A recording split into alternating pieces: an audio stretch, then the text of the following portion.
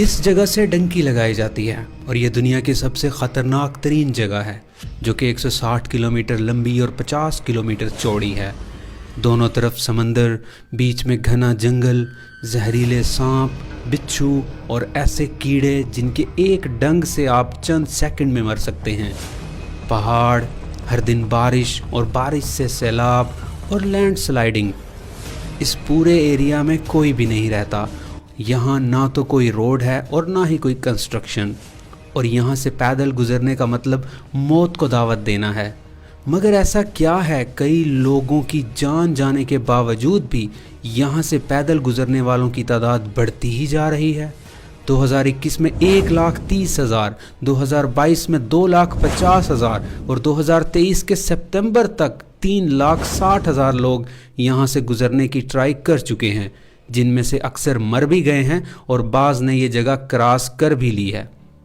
اصل میں اس جگہ کا نام ڈیرین گیپ ہے اور یہ دو ملکوں کولمبیا اور پاناما کے درمیان میں موجود ہے۔ پاناما سے آگے سینٹرل امریکہ، میکسیکو اور پھر USA موجود ہے۔ تو معاملہ کچھ یوں ہے کہ کولمبیا اور اس کے ساتھ وینزویلا، ہیٹی، افریقہ اور ایشیا سے لاکھوں کی تعداد میں لوگ اپنے بہتر روزگار اور بہتر زندگی کے لیے اپنا ملک چھوڑ کر غیر قانونی طور پر امریکہ جانا چاہتے ہیں، کیونکہ قانونی طور پر وہ امریکہ کے ویزے کی ریکوائرمنٹس پوری نہیں کر پاتے، اسی لیے وہ غیر قانونی طریقہ جس کو ڈنکی کہا جاتا ہے کا استعمال کرتے ہیں۔ اس کے لیے وہ ایجنٹ کو پیسے دے کر اپنے ملک سے کولمبیا پہنچتے ہیں اور وہاں سے اس جنگل سے گزرتے ہوئے پاناما اور پھر میکسیکو سے ہوتے ہوئے امریکہ کا سفر کرتے ہیں۔ ڈنکی لگانے والے باقی جگہوں سے مشکل سے گزرتے ہوئے جب یہاں پہنچتے ہیں تو اس موت کے جنگل سے گزرنا اور بھی زیادہ مشکل مرحلہ ہوتا ہے۔ اس 160 کلومیٹر لمبے جنگل کو پیدل کراس کرنے میں تقریباً 10 سے 15 دن لگتے ہیں، اور جنگل بھی ایسا کہ جس میں زہریلے سانپ، بچھو، کیڑے، مچھر اور پھر اوپر سے بارش اور لینڈ سلائیڈنگ کا خطرہ۔ اب آپ تصور کریں کہ یہاں سے گزرنے یا پھر یہاں رات گزارنے والے لوگوں کی حالت کیسی ہوگی کہ آپ کو نہ تو فرسٹ ایڈ دستیاب ہے، نہ آپ واپس جا سکتے ہیں۔ بعض لوگوں کے پاس تو کھانے کے لیے بھی کچھ نہیں ہوتا، تو وہ درختوں کے پتے اور گندا پانی پی کر گزارا کرتے ہیں۔ موت کا خطرہ ہر وقت ان کے سر پر لٹک رہا ہوتا ہے، مگر مجبوراً اپنی بھوک مٹانے اور بہتر زندگی یا اپنے گھر والوں کے لیے کرنا پڑتا ہے، اور ہر سال یہ تعداد بڑھتی ہی جا رہی ہے۔ یہاں نہ تو کوئی سڑک ہے اور نہ کوئی آبادی۔ ایسا کیوں ہے؟ کیا کوئی بنانا نہیں چاہتا یا بن نہیں سکتا؟ تو اس کا جواب یہ ہے کہ نہ تو کوئی بنانا چاہتا ہے اور نہ ہی یہاں بن سکتا ہے۔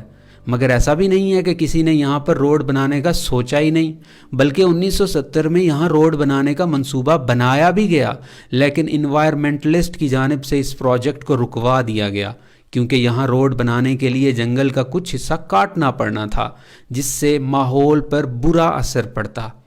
یہاں تقریباً سارا سال بارش ہی ہوتی رہتی ہے، جس سے سیلاب اور لینڈ سلائیڈنگ عام ہے، اور دھوپ بھی نہیں نکلتی، تو یہاں سڑک بنانا بہت زیادہ مشکل ہے۔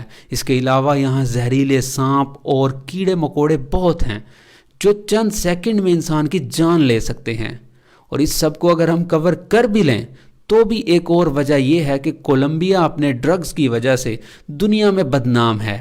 اگر یہاں روڈ بن بھی گئی تو اگلا خطرہ یہ ہے کہ ان ڈرگز کو سمگل کر کے پھر اس راستے کے ذریعے سے پاناما اور میکسیکو سے ہوتی ہوئی USA تک پہنچ جائیں گی، جو کہ USA نہیں چاہتا۔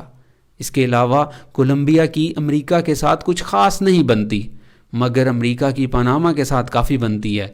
اس کی وجہ یہ ہے کہ پہلے پاناما کولمبیا کا ہی حصہ تھا، مگر اس ڈیرین گیپ کی وجہ سے کولمبیا پاناما پر ڈائریکٹ کنٹرول نہیں کر سکتا تھا، جس وجہ سے پاناما کے لوگوں نے اپنے لیے ایک الگ کنٹری کی تحریک شروع کر دی، جس میں امریکہ نے پاناما کا ساتھ دیا، کیونکہ امریکہ کو اپنی ٹریڈ کے لیے پہلے بہت لمبا سفر سمندر میں ایک طرف سے دوسری طرف جانے کے لیے کرنا پڑتا تھا، مگر پاناما کے ساتھ دینے سے اس کو پاناما کینال سے ایک شارٹ کٹ راستہ دوسری طرف پہنچنے کے لیے مل سکتا تھا۔ تو اس نے اپنے فائدے کے لیے پاناما کا ساتھ دیا اور آخر کار پاناما الگ کنٹری بن گیا، اور پھر پاناما نے امریکہ کو اس کینال سے راستہ بھی دے دیا، اور آج کی ڈیٹ میں اس راستے سے امریکہ اور دنیا کے کافی سارے دیگر ممالک اپنی ٹریڈ کے لیے یہی راستہ چنتے ہیں، اور یہ ان کے لیے آسان بھی ہے اور شارٹ کٹ بھی۔